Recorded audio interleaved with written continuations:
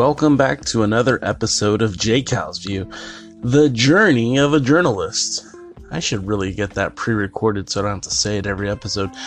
I'm your host, JCal. This is a presentation of alliance-wrestling.com. And basically, this podcast is where I pontificate about my passion for pro wrestling.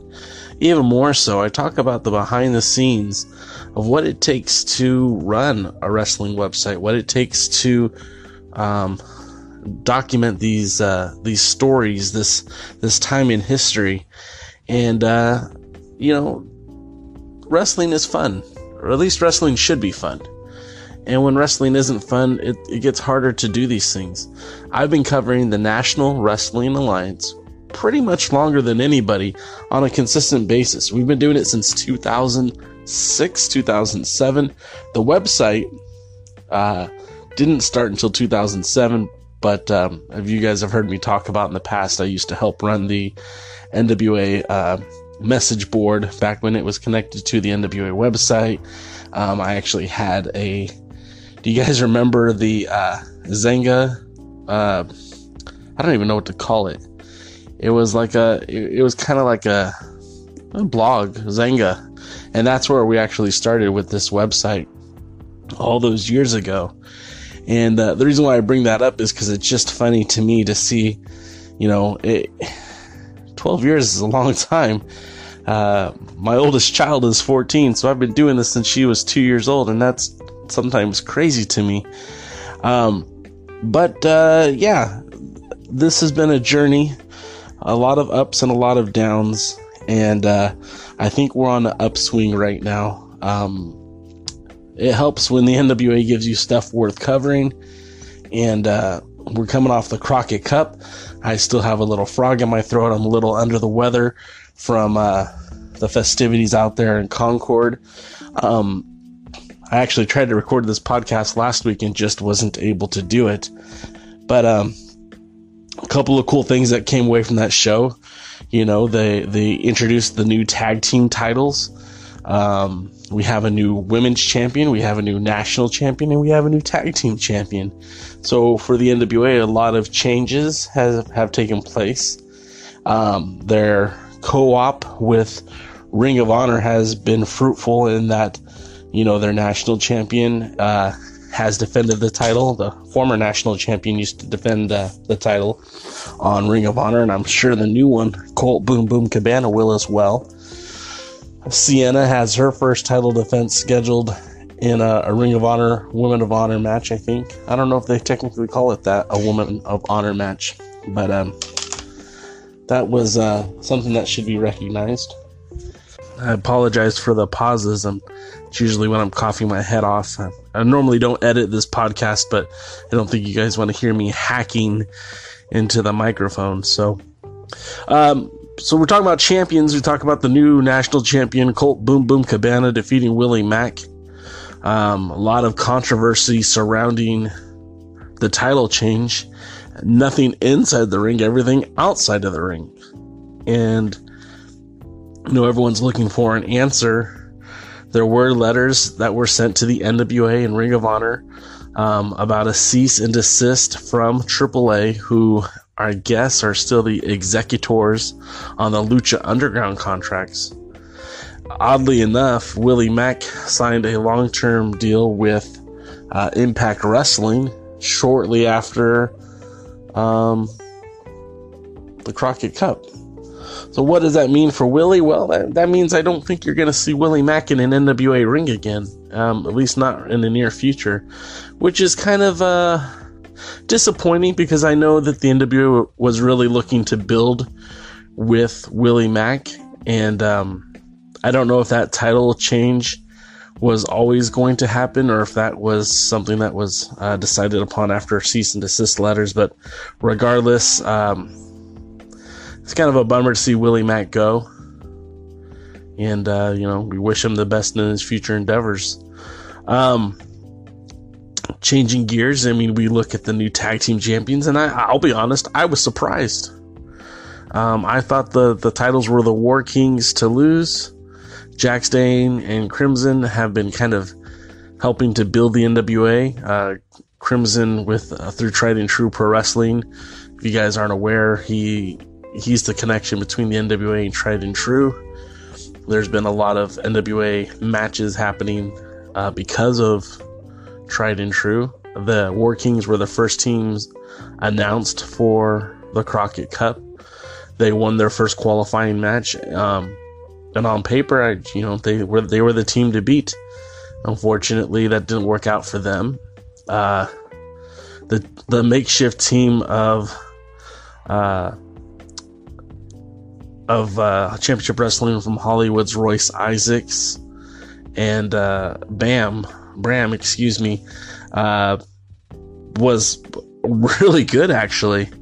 And again, they almost surprised me as well. But of course, we all know that the Villains Enterprise walked out with the tag titles. And I mean, not a bad choice. There really wasn't a bad choice, but that wasn't the most obvious choice to me. And I think that I think that's good. If wrestling becomes too predictable, it gets boring. Going to the Women's Championship, Sienna won the title. Allison Kay, am I saying that right? She is your new Women's Champion, and that's cool. It's not Jazz, and I don't want to just say everyone has to be Jazz, but Allison Kay certainly is different. I think out of all the matches at the Crockett Cup, that was probably the worst match, and I don't know why. I've seen plenty of good matches with Santana Garrett in the past. I've seen plenty of good matches with Sienna, so I don't know where the disconnect was, but needless to say, Sienna's booked again for War of the Worlds, May 12th. And then she actually already has another title match with another former champion, Casey Carlisle, on Sunday, May 26th at Confrontation. Of course, all that can be found at alliance-wrestling.com. Talking about the news with the new champions and guys coming and going, that's all great. But again, remember, this podcast is about the journey, right? The journey that took me to Concord, North Carolina, where I was sick as a dog for about a day and a half. That wasn't fun there, and it's been even less fun coming home. I do want to send out a special shout out to some friends who I got to reconnect with at the Crockett Cup. I got to meet Len. I've known Len for about as long as I've been on the NWA, working with the NWA message board way back in the day. Len also had worked for the NWA at different times, and although I had known Len for many, many years, that was the first time I ever got to actually meet him and talk to him and shake his hand. So that was really cool, and I enjoyed that. I also got to reconnect with the folks that I met in Nashville, New Japan Stan and Larry and Dawn of Wrestling. That was really cool. I mean, it's kind of funny. Adam Rotella brought the four of us together, and although he wasn't there, we all met up and enjoyed talking about some wrestling. We were holding court there at the Waffle House at 1 o'clock in the morning. Larry bought for me. Thanks again, Larry. That was awesome. I've never been to a Waffle House before. They don't have those out here in California. So that was really cool. That was an important part of the journey because, we make all these relationships with people online, and yeah, you see a little icon, that's their face, but you never really get to meet these people and say hello to them and shake their hand or give them a hug. And, to me, that's part of the journey as well. And I really appreciated having an opportunity to see my friends again. The other thing is, we've been churning out content on the website, on YouTube, like it's nothing. And I'm kind of proud of it. I'll be honest. I've been putting in some work. As promised, I told the story of Jazz in the Legacy of the Alliance. That was, it wasn't the story I was initially going to tell, to be honest, but I felt that celebration of Jazz as women's champion needed to be shared. Now, I do have the uncut audio of that. Maybe you'll hear it soon. Maybe you'll hear it in the next segment. Also got to film the VIP experiences after the Crockett Cup. I did have permission from Dave Lagana to go ahead and film that. And that's when you're a content creator, it is always wise to be prepared. Now, my video quality from these videos isn't terrific. The venue that we were at, of course, was well lit, but I wasn't prepared to be recording. But I did bring a tripod. I brought my Sony camera, my Sony action camera that was connected and ready to go. I had my handheld camera that you've seen me take photos with for years if you've ever been at a wrestling show with me. Luckily enough, I brought my voice recorder because, in such a big environment, it's really hard to hear anything with the echo and everything. So, I impressed myself. I don't care if anyone else is impressed. I was happy that I was able to pull this stuff together, and it wasn't planned. It wasn't previously talked about. I just looked over at Lagana and said, "Hey, is this all right?" And he gave me the thumbs up. So went ahead and started recording. And, we've got a couple people who've already come and watched it. Again, the subscriptions over at our YouTube page are up. We finally hit 50 subscribers. That's huge, man. I mean, that's really huge for us, for me, for the website, because it wasn't until just a few months ago we had cracked 45.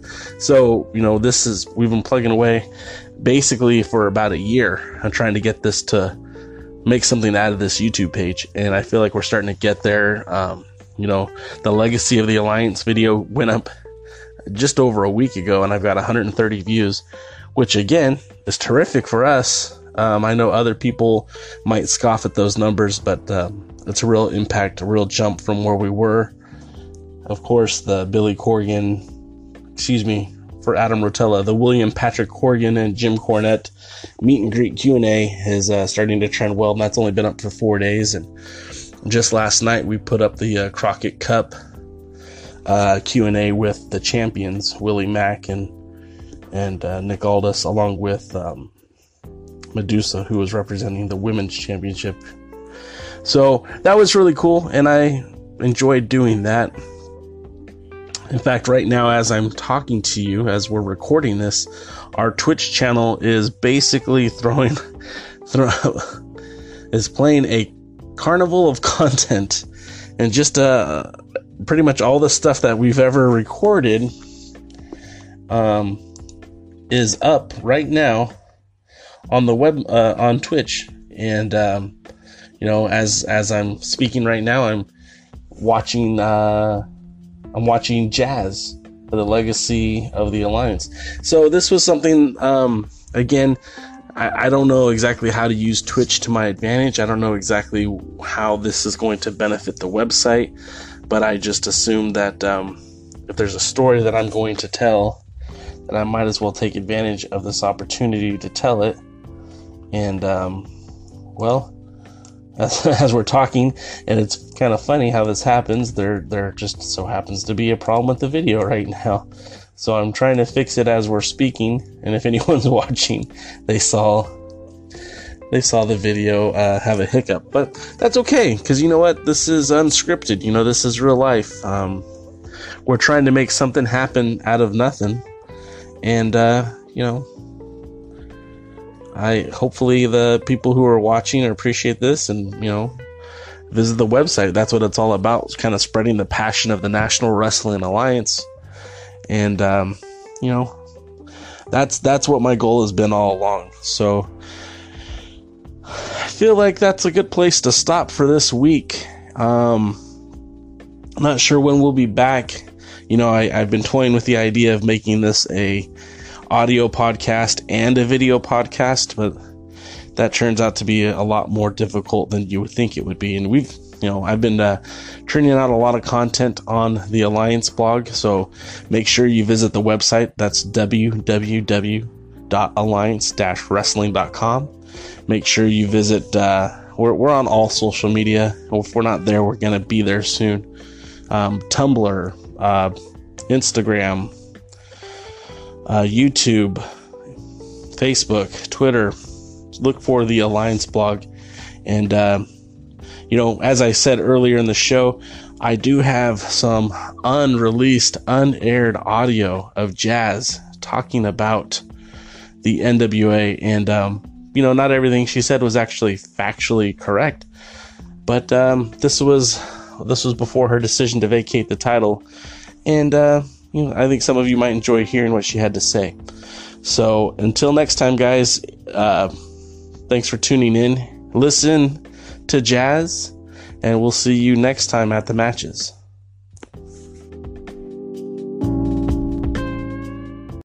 So I'm here with the NWA Women's Champion Jazz, and Jazz had a great match tonight. Let's talk about the state of women's wrestling and what's your opinion on it? Women wrestling right now, I say it has evolved to where it should have been 20 years ago when I was born into this industry. I say it all the time, I was ahead of my time. I think if I was just starting right now, I would be on top. I'm still good enough to be on top. It just so happened that I'm not with a company where I can prove that, as far as television there goes. But yeah, I just feel like I was ahead of my time. Whatever the girls are doing now, been there, done it. You know what I'm saying? Here I am, 46 years old, still kicking ass and taking names. So, question I wanted to ask you that I didn't bring up earlier is, two of your students have previously worked here at Championship Wrestling from Hollywood, Kevin Douglas and the 400-pound Manimal. Yes. You're an awesome trainer, obviously, because your students have done so much in such a great time. Tell me about... They were kids when my husband and I first had them. Babies, right? Kids, yeah, they were babies. Tell me about your experiences as a trainer and what it takes for you. What does a student have to have for you to know that they're ready? You just have to have heart. Of heart to say you're not going to quit no matter what. We don't care. The dog pound is just, I hate to really put over who we are, because I feel that when you're good, you don't have to say how good you are. The people see that. And like you say, you've seen two of my students that we brought those, we started with those guys when they were still teenagers. And look how far they've come now. Kevin Douglas he couldn't even, didn't know how to put air in his tire when we first had him. Bull was just a big fat bull, and he just didn't get it. And what we do in a dog pound, we teach them about life, and we compare everything with wrestling and life experiences with life, and that's how we teach them how to be adults, teach them how to be men, teach them how to be women. Don't expect nothing to be given to you. You have to earn everything you get out of this industry. You have to earn it. Unfortunately, especially with the dog pound, we're proof in the pudding that nothing is given to us. Whatever we want, we fucking have to go out and get it. Simple as that. Now, you've been NWA champion for quite a while now. I think you're third all-time on the women's title list. Yes. And we're talking Mildred Burke is one of the names in front of you. Yes. How does it feel to be NWA women's champion? What does that mean in the industry today? You know what? NWA women's champion, oh my God. It's something that I never dreamed of. I mean, when I started in this industry, the only thing I wanted to do was be a WWF Women's Champion and go to WrestleMania, and I accomplished that. And when the NWA just so happened to fall into my lap, it's like, wow, here it is. This is my legacy. I believe I'm the first African-American woman to ever hold this title, and I've held it for over 800 days, so this is my legacy, and I'm not finished with it yet. You know, we talk about the 10 pounds of gold. I, for one, will have that 10 pounds of gold. Your challenger tonight, Heather Monroe, gave you a pretty good match. Yes. You have anything to say about Heather? Heather, most definitely. She's one you can't take lightly. I've never met her, therefore I've never been in a ring with her. But you know, she's an up and coming star that I would say to keep your eyes peeled open for. She's one that will be seen and will be heard in this industry for a long time. So kudos to her. Unfortunately, tonight just wasn't her night. I had to step up and do what I do and kick her ass a little bit. No, I'm kidding. Just kidding. But no, honestly, Heather really is. She's an up-and-coming star that I think everyone will be hearing her name over and over and over again for years to come. Now, the Crockett Cup 2019 is coming up April 27th. Any word yet? Will you be there? No word yet, but that's how the NWA operates. You never know. I, for one, I would hope and keeping my fingers crossed that I will be a part of that. I feel that I should be there. I feel that anything the NWA is involved in, Jazz needs to be there. You know, here I am. I'm constantly making a name. I'm constantly making a legacy. So why stop now? It continues. The legacy continues. So what's next for you, Jazz? What's next for me? What's next for Jazz? You know what? That's only thing I can say for that is to be continued. I'm not finished yet. And still. You like that, huh? I like that myself. And still, ... You finish the sentence, baby. You can say anything you want to say. And still, NWA champion. And still, the baddest bitch. And still.